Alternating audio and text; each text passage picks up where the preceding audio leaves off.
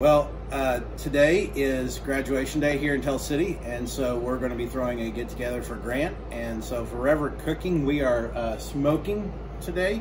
I've got a pork loin and a brisket in there that I smoked last night, overnight.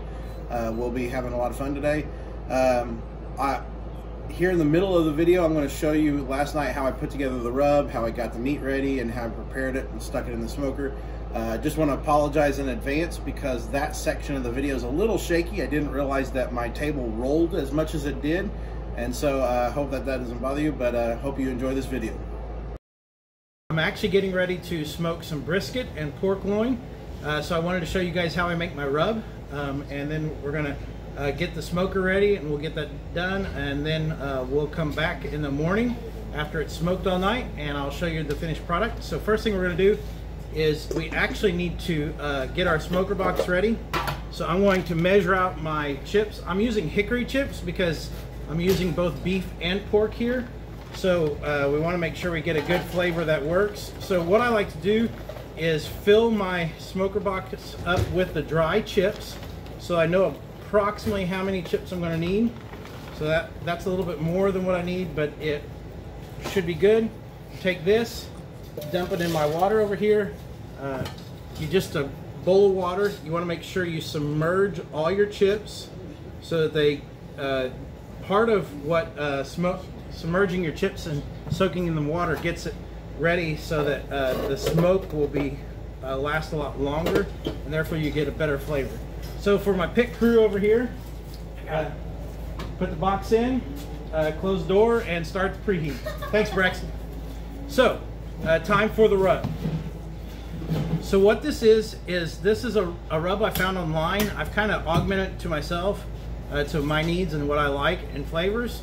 It's 6 parts salt. That's a lot of salt, but we're making enough rub here for all of the summer. I'm sure we'll probably be smoking all summer long. 2 parts brown sugar, 1 part black pepper, 3 parts garlic powder.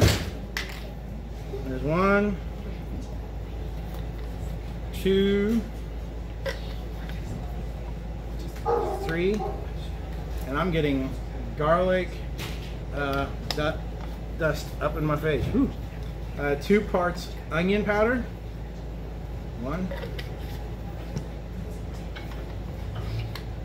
2, 2 parts Italian seasoning.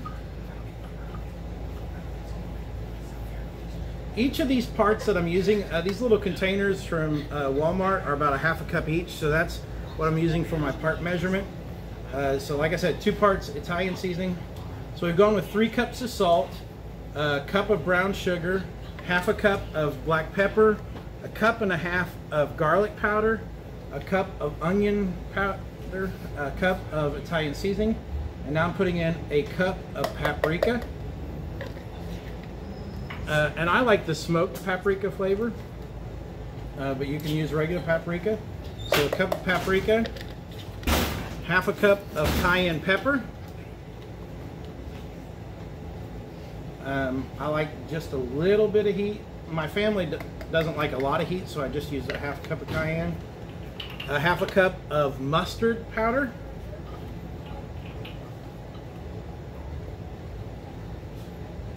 And finally, there's a little bit left in there, 1/2 cup of thyme.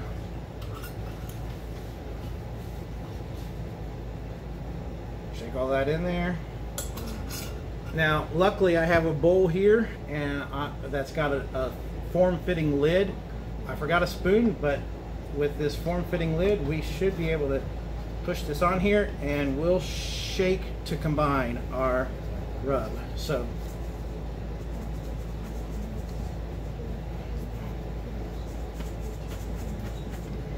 I'm sure that that's not quite enough, but we're going to open it up and take a look. The brown sugar did not mix well, so I need to cut that up. I forgot about that. You want to pack your brown sugar, because otherwise you don't get the full amount. So I'm kind of cutting up my brown sugar here, and I realize I am rocking my camera on the table. So our smoker is preheating. It'll take about, my electric smoker takes about a half an hour to preheat.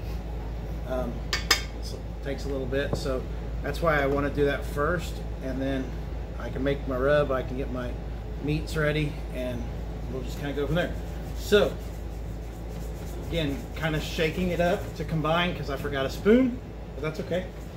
I like to use a whisk. A whisk does a really good job of combining the flavors there. In fact, I may just have to send some of my pit crew in to get a whisk. He says he likes to shake and not stir. You like it shaken, not stirred. Nice. I'll go get you. A spoon or A whisk. So again, the big thing here is, excuse me, the pepper and cayenne pepper in there really makes a difference. So you're wanting to make sure that you get all of the brown sugar broke up, because you want it all the way through your rub.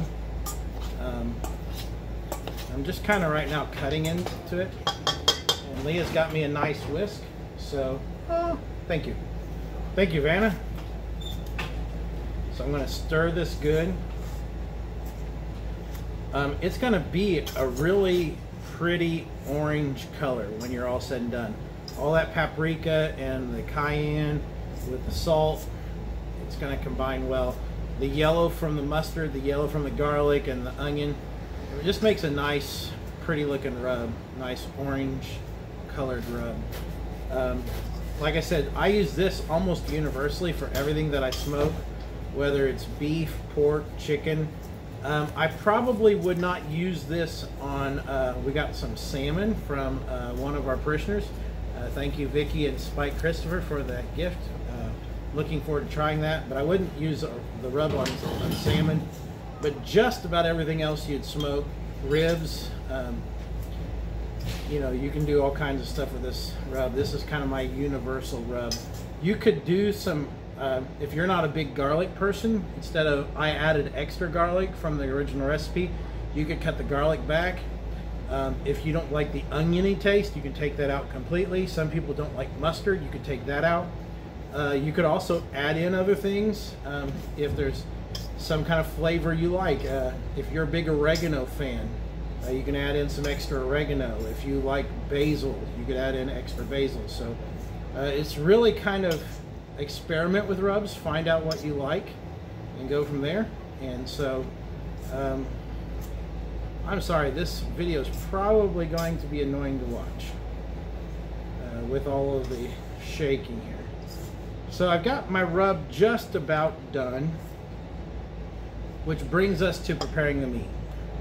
So one of the things is I have an electric smoker, and so with an electric smoker, my grates are only so big, and so therefore I use this cutting board that we have. It's a nice cutting board. It's actually a Pampered Chef cutting board. It's a Pampered Chef cutting board, and it's got this nice little trough around the outside. It just so happens that our grate is about exactly the size as inside this trough. So when I'm cutting my meat so that it's ready for the smoker, I know that if I take this pork loin that I've got here and I put it on my, you see how this much here sticks off the end? I'll need to cut this one in half in order to make it fit in my smoker. Same thing's going to be true with my brisket. Now, the thing about a beef brisket is this is a whole brisket, and so it's got this nice little fat layer here on it. Now, you could trim that off, and you probably won't want to eat this fat layer unless you just like the flavor that it adds.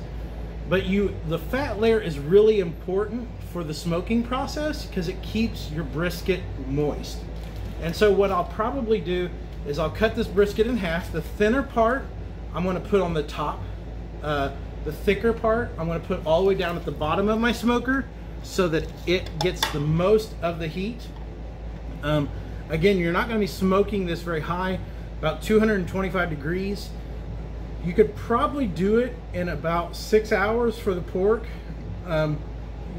maybe even a little less than that. But for the brisket, that thicker section, you're gonna need that full 6 to 8 hours. So what I will do is I'm gonna put the thickest part on the bottom. I'm gonna put my pork loin in the middle, and then I'm gonna put the last part of the brisket, the thin part of the brisket, I'm gonna put that on my top layer. It won't need as much of the heat, and so it'll get mostly smoked. After about 8 hours, it's gonna be really nice and ready. So here's what we're gonna do. My chips, my hickory chips are sitting in the water. My smoker is preheating. I'm gonna go ahead and trim this up and get this ready, and then we will put the rub on, and as soon as this thing preheats, we'll stick in the brisket. So that's where we're at. First things first, we'll go with this pork loin. Again, like I said, I'm gonna cut this in half. This is just a full pork loin. It really is a great cut of meat, and the thing about pork loin is that it's oftentimes cheaper than just about any other pork you can get, is if you buy the whole pork loin. If you were to slice this into like steaks, you'd end up with just nice boneless pork chops. So toss that away. Like I said, I want to cut this in about half, so I'm going to fold it over, and I'm going to take my knife here and just kind of cut right there in the middle. Hopefully I can do this in a way that's not too bad and doesn't shake the table too much for you guys. Sorry about that. So now I'm going to take this and cut it the rest of the way through. And again, I'm using a good serrated knife for this. You could use a butcher knife, a boning knife, a nice sharp chef's knife would work well. I just kind of like using the serrated knives when I'm cutting raw meat, because it's a faster cut for me. That's more of a preference than a reality. I'm sure some people tell you to use something else. So again, with this pork loin, you can see this is a half, this is the thicker half. What we're gonna do is the same thing with that brisket. This fat side, we'll put the fat side up. That way the fat, as it's rendered off during the smoking process, will render through the meat, keeping it juicy. We'll do that with both the thin side and the thick side. Like I said, I'm gonna put these 3 racks in. I'm gonna put the pork in the middle, the thick portion of my brisket on the bottom, and the thin portion of the brisket on top. So this is where there is no good way to do what I'm about ready to do. You're just going to get messy. There's no ifs, ands, or buts about this. So just kind of pour some of your rub on, and so you can see the nice orange color that I was talking about there. I've got a lot of rub here on my board, and that's okay because I'll use most of this. So you just kind of rub it in and kind of rotate and turn it off, and see, look, you got a nice coat there. I'm going to go ahead and stand it on its end and put some rub here on the ends.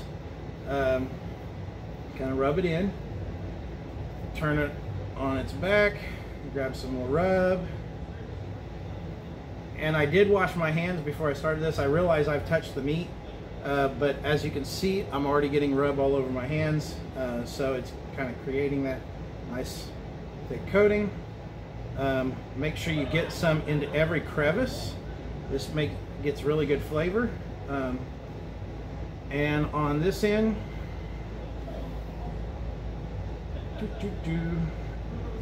and I'm going to set this up here on my first side. So now we're getting to my second piece of pork, and I've got enough on my board that I can actually kind of roll this in what's left on the board. I don't know what's going on inside, but it's apparently funny, so we'll see. So again, rolling, making sure to get it in every crevice, stand it up on the end, get some rub here on the end, and I'm kind of dabbing it in the rub that's on the board.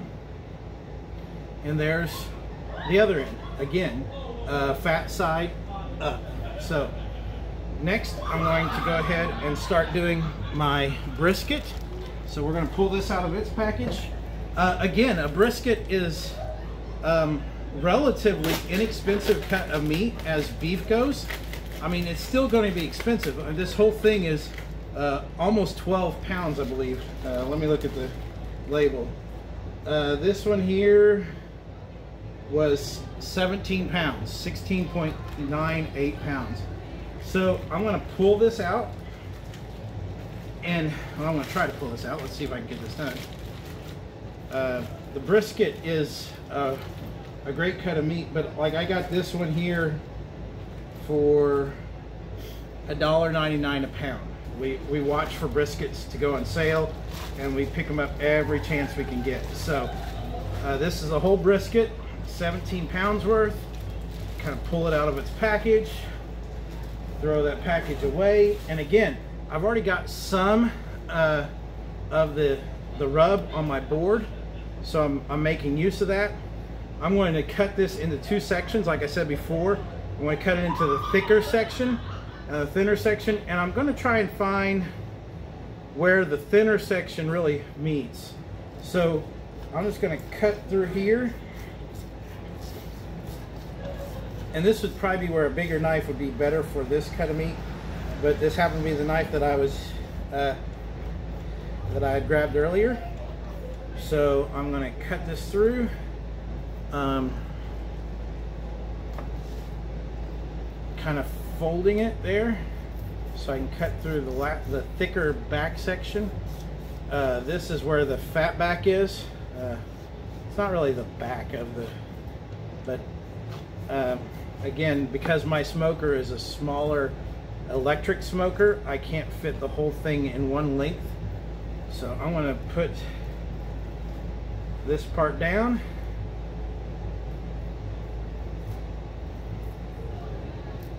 Cut, get that last part cut, and this is the top end, or the thin end of the brisket. We'll get an electric knife out when this is all said and done, and I'll slice both that pork loin and this brisket. And this brisket, it's become one of our family's favorite things. We do a smoked brisket every year for Christmas, our Christmas Eve meal. We usually spend Christmas with my parents, and a lot of times Melissa's dad will come over, but for Christmas Eve, because we've got a couple different services, we have a meal here. And that's just kind of become our tradition. And since we lived here in Tell City, brisket has been what's been on the menu. So we have a smoked beef brisket. So here I am, I'm making sure, again, to kind of get the ends good. You want to make sure that you get a good coat. And I'm not terribly concerned with it coming off the top of the brisket, because again, everything that all this that's on the board I will use for the bottom half. So doing that, and now I'll get this in here, kind of add some more on, turn it on its side, make sure I got this in pretty good, yep, and flip it all the way over, and yep. Again, you want to keep your fat side up, so I'm going to set that on top of that pork. We're going to work with the thickest part of this brisket now. We've already got a good amount of rub on here, so it's just a matter of using what you got. I will go ahead and put this in. Make sure you get into all the crevices, like I said before. This is what's going to add most of the flavor. If you notice, we put mostly salt in here, but our rub does not look very salt-like. It's got a lot of salt in it, and that salt will help to break down the meat and make it tender. And so you want to make sure you use that. You could use like the magnesium salts, the no salt salts, what they call them, if you needed to.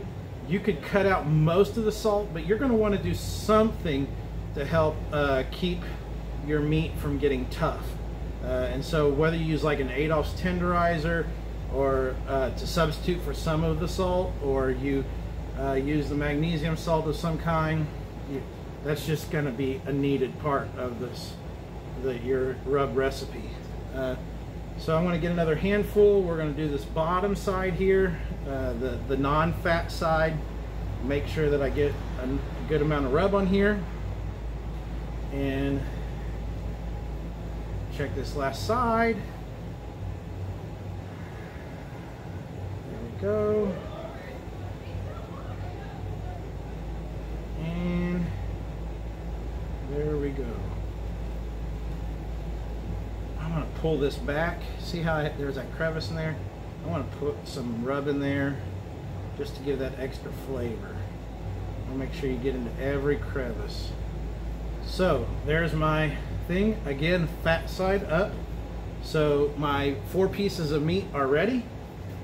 And as soon as my smoker preheats, then I'll show you putting it in the smoker. Our smoker is preheated, so it's time to put our meat in. I'm going to get my UV gloves here so that I can keep myself safe.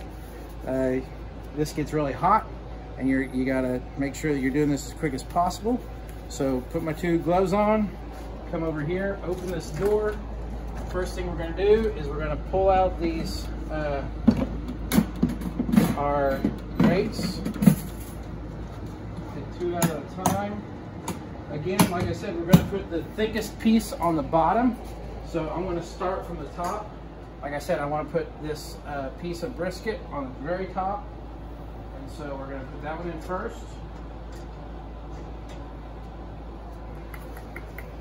Come over here. This one's going on the very top one, rack. We're going to pull this out. We're going to put our big hunk of brisket on the bottom. You want to kind of get it as centered as you can. Come over here. This one's going on the very bottom. And we're going to leave the second rack out because this one's so thick. And we'll put the pork second from the top. So we'll get this in there.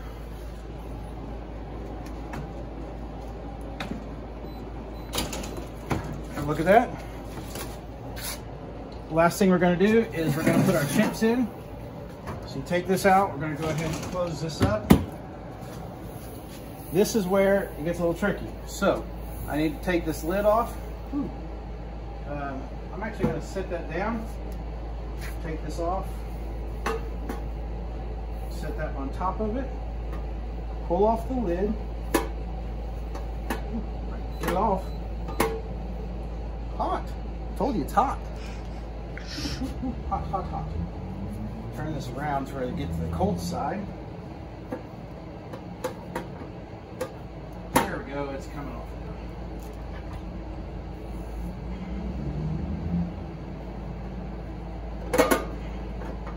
And now that you got the lid off, you want to put your soaked wood chips in. You want to make sure you spread them out as much as you can. You want to fill this up, get as much of that wood, but be careful and don't burn yourself because it's set to about 275 degrees. And that's part of the reason why I was having such a problem with getting it open, because it was so hot. But it's sitting on that UV glove. Again, I'm just kind of filling this in. The reason you soak your chips is because it slows the burning process, and so therefore you're going to get more smoke and less actual just fire. So pull this out, put this on top, open our door, put this down here on our shelf. So there's our completed process. If I was wanting to have a wet smoke, this little container around here, you can put liquids in it. You can use just water. You can use juice. A lot of times I like to use apple juice. You can put a wine in there. Sometimes I'll slice a garlic ear and put it in there. But I'm going to do a dry smoke for this tonight. So we're going to do that. We're going to set our temperature here at 225. And we're going to do this for, we're going to go 8 hours. So, set that for 8 hours and we're going to let it go. And I'll show you guys the finished product tomorrow morning. Thanks. So the thing I like about an electric smoker is the smoker's been going all night, and this one is set up that after that 8 hours of time, it actually drops it down to 120 degrees, and it just allows it to sit and rest. And resting your meat after you smoked it, roasted it, whatever, is important because it allows it to cook thoroughly through, but it also allows those juices to kind of come back in and saturate. So we're gonna pull this out and we're gonna see how this is going. Come around here and look at this. So there's that big hunk of brisket. Here's our 2 sections of pork loin. And here's that little piece of brisket. I've got 2 containers over here, so there's no delicate or easy or good way to do this. So I'm gonna go ahead and pull this out just a little bit and take this top one out. Bring it over here, put it down. Look at that. Nice, good coat all the way around. Still see those juices coming off that. Wonderful cut of meat. Come over here, go ahead and we'll leave this one in partially to keep prop that door. We've got our pork loin. Again, look at that. There's our bigger end of the pork loin. Still juicy. The smaller end of the pork loin. Stick that there.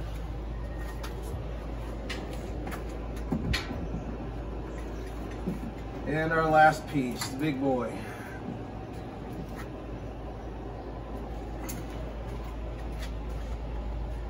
This thing is nothing but manhandling.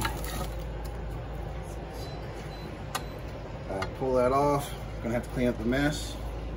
And just for the sake of making sure that it turned out okay, I'm gonna pull off a little chunk here. Maybe.